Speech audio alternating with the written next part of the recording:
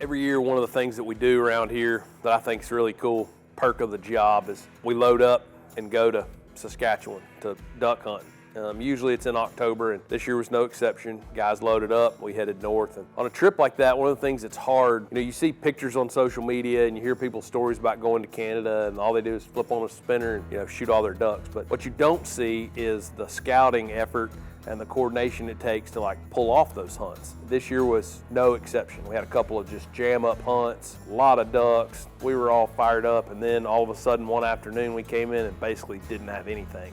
The afternoon that we didn't have anything, we actually found 4 or 5 different feeds, but couldn't get permission on any of them. And Ian Nicely, our buddy from South Carolina, he found the best feed of all. Unfortunately, couldn't secure permission, but he had a long time that afternoon to watch those ducks. And they were coming to this field from 8 or 9 miles away from the north. And he could see them flying this same line. There was a little creek. Basically, there was a big roost pond up on the north end. Then there was this creek that drained out of that roost pond, and it came 6, 7 miles south. And then there was a transition pond that they were hitting, and then they were rolling out to feed. In his search for permission on the feed, and then permission on the loaf pond, and then permission anywhere in between, he met a farmer that had about 1,000 acres in between mile 6 and mile 7 of that flight line. In exceptionally good scout behavior, he got permission on what he could that was in the vicinity. And so when we got back that night to dinner and nobody else had anything, it became our only option. And so after having 2 or 3, 4 really good hunts, we just decided the next morning that we'd take it easy, get in there, right there just before shooting time, not super, super early, and just basically try to run traffic under these ducks. All right, the scenario today, rabbit is in the hat. We're gonna try to pull the rabbit out, magic trick. Morning, Drake. Welcome to Life of Rich. Oh yeah. Morning. We're gonna run traffic. We're gonna see if it works.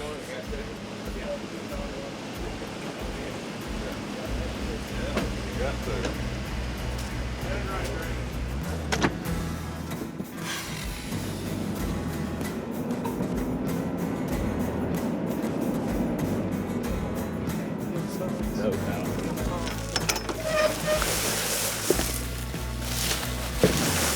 Spence wants to leave a hole right here, right here.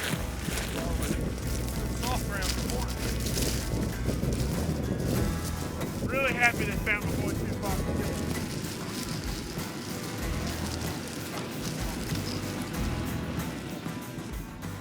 And as it started breaking light and getting to legal shooting time, we hadn't really seen any ducks. So we were a little bit apprehensive and anxious about it, but at the same time we knew they were coming from a long ways away. And so I'll never forget, we were standing around right in front of the blinds there, and we were blessing the hunt and just, asking the Lord to take care of our family back home, asking Him to bless our hunt, and asking Him to keep us safe. And I'll never forget, as I was praying there, I was thanking the Lord just for the blessing of watching the sunrise another morning and all His good gifts to us. And man, out of nowhere, I could hear wings.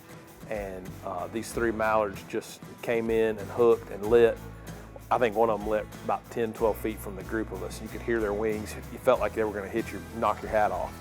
And man, it just was such a weird but cool experience. Really a blessing, I guess is the best way to say it. Lord, thank you for this country and this place. Thank you for this farmer, and thank you for this hilltop and these friends, and we pray that you would bless our hunt this morning, help us to soak it up and enjoy the goodness and kindness that you show to us every morning. Thank you for that right there. Thank you, holy cow. Your name we pray, amen. Amen. Hey, thank you. If there was ever a prayer that was answered. Oh my God. He's You got that, Did you didn't get that? Yeah, He got it. I did. Hey, he got it on Look camera. at this. Somebody get their gun. Look at this.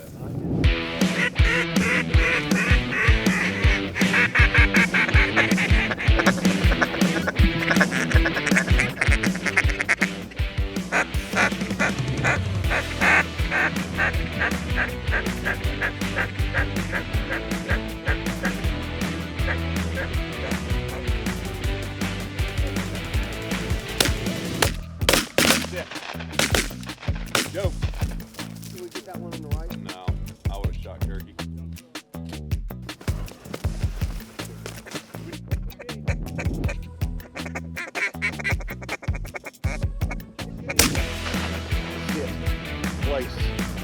place.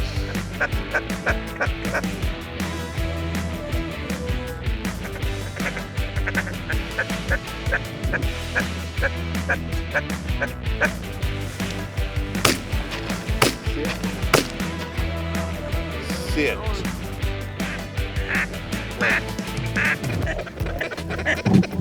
No band, no band.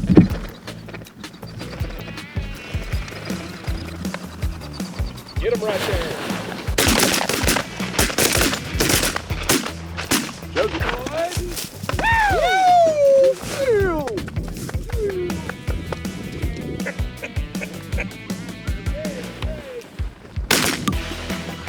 Joseph.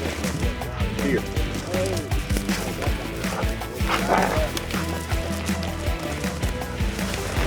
Good girl. Good.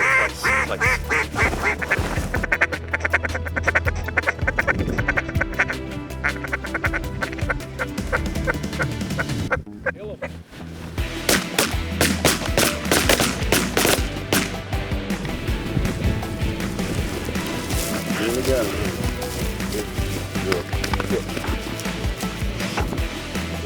Dead. Dead. Place.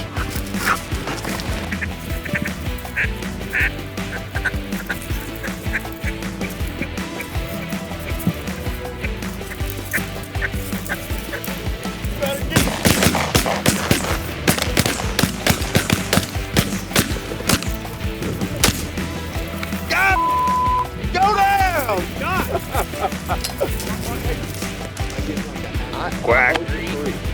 Really? Yes, sir. I shot.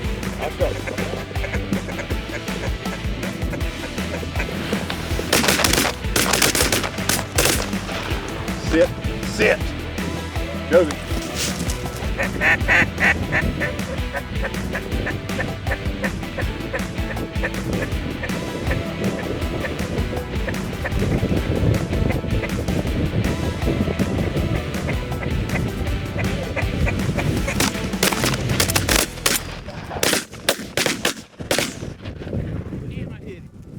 Yep.